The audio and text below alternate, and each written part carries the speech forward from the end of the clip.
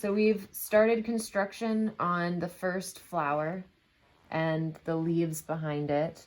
And as we were describing, these small pieces are getting lost underneath the seam allowance, which is why we have our digital image. So these tiny pieces are like this number 34. You almost can't see at all the number. So it's gonna go right there, this piece. Another example would be here. It looks almost as if there are pieces there, but these are raw edges because it's just the seam allowance. The piece that's actually gonna go there is this number 22, which will turn on all sides except for the bottom and the top. And we know it's that piece because of our image. There's number 22 right there.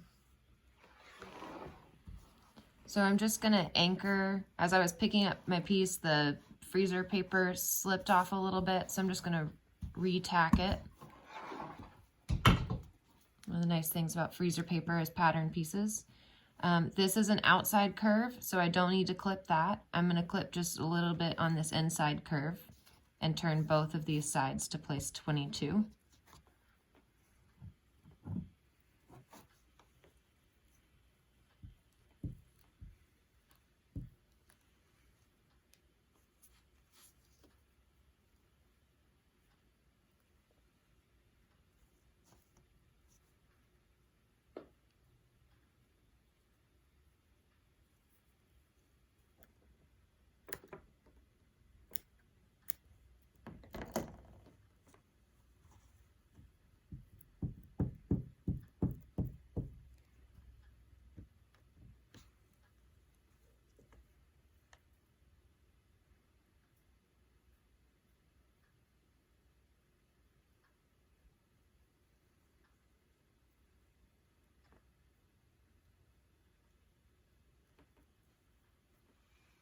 All right,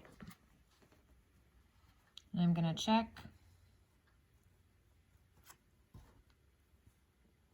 That looks pretty good. Right here, I'm not quite on the paper, but it's gonna be okay. It's gonna be fine. I am gonna clip this little tail right here so that it doesn't go over on number 25.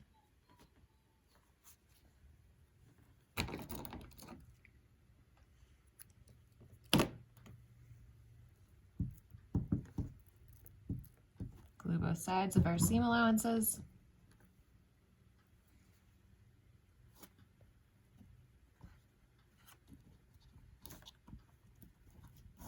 Now another thing with these tiny little pieces, before I seal this down with my sealing iron, I'm gonna lift up this number 23 right here so it doesn't get caught underneath, the paper doesn't get caught underneath my 22.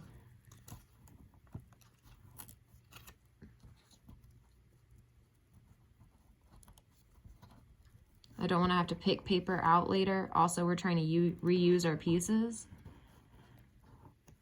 I'm going to leave it down though, so it gives me the edge for number 24 here.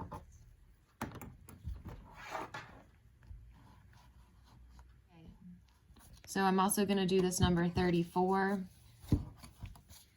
and it's going to touch on all sides except for this bottom straight side, which is great. So I'm going to do all of this, turn all of that, and leave this unturned.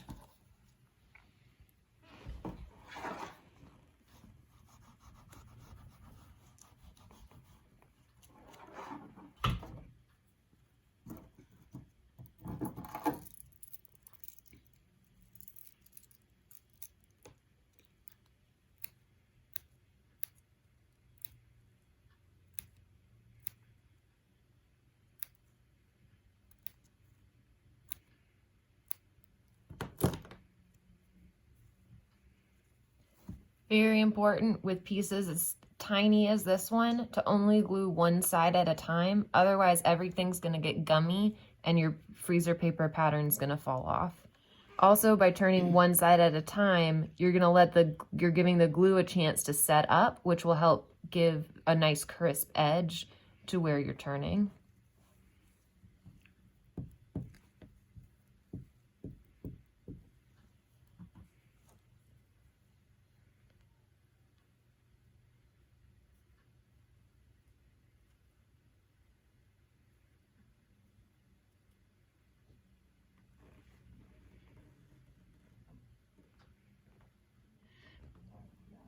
So I've done this one side, and actually I'm just gonna, because it is so small, I'm gonna set it aside to dry and work on another piece.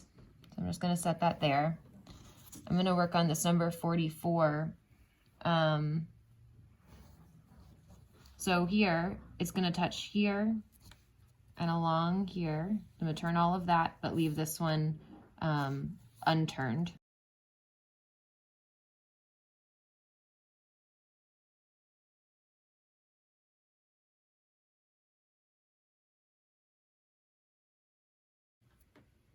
Now we've got this little dog ear.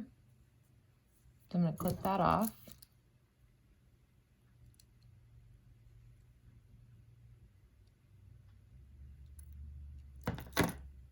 Nice crisp point. Just going to check. I'm going to trim these edges, just this edge just a little bit so that it doesn't hang over onto number 40.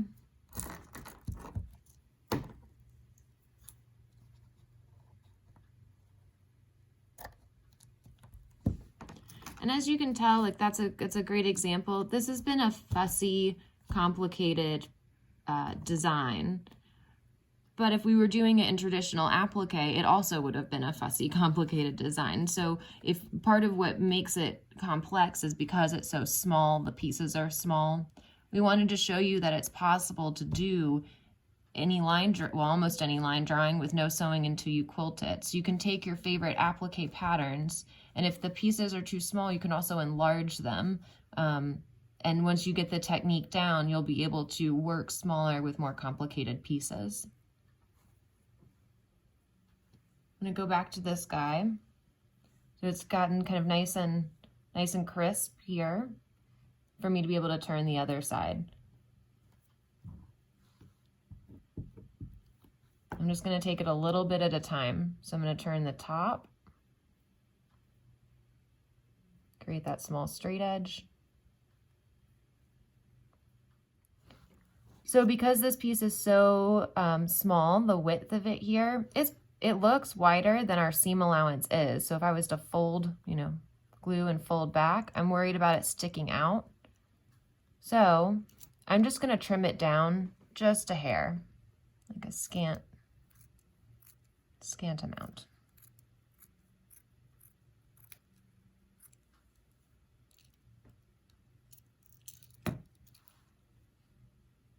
I'm also going to clip in just a couple places.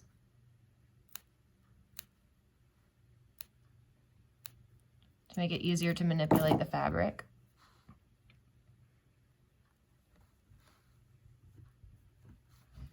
Also, in working with tiny, complicated pieces, you want to make sure your fingers aren't sticky.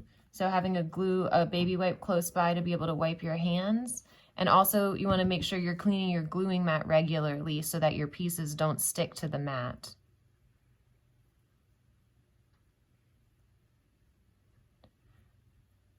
And here I'm feeling along the edge with the edge of my thumb for the edge of the paper. Sometimes with smaller pieces, I like to turn it so that I can see the back. There we go. I've got a tiny dog ear here I'm gonna clip, trying to maintain that sharp point.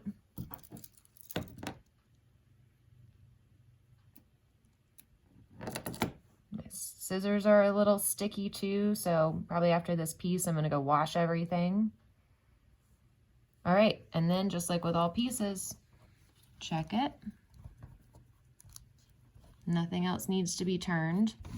And here I'm extending, my point is extending beyond the plane of the flower into this border. that's okay. I'm gonna leave that point because when this 166 goes down, it'll just be another anchor underneath for this tiny small piece.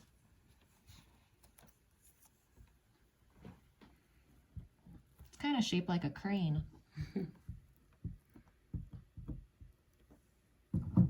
Glue,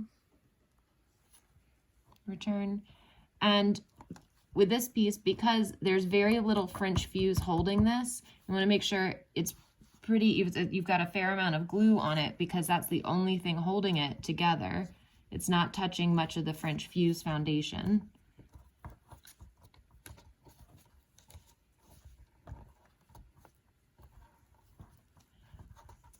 So with this technique, you can make your wildest dreams come alive in fabric. So don't sew it, build it.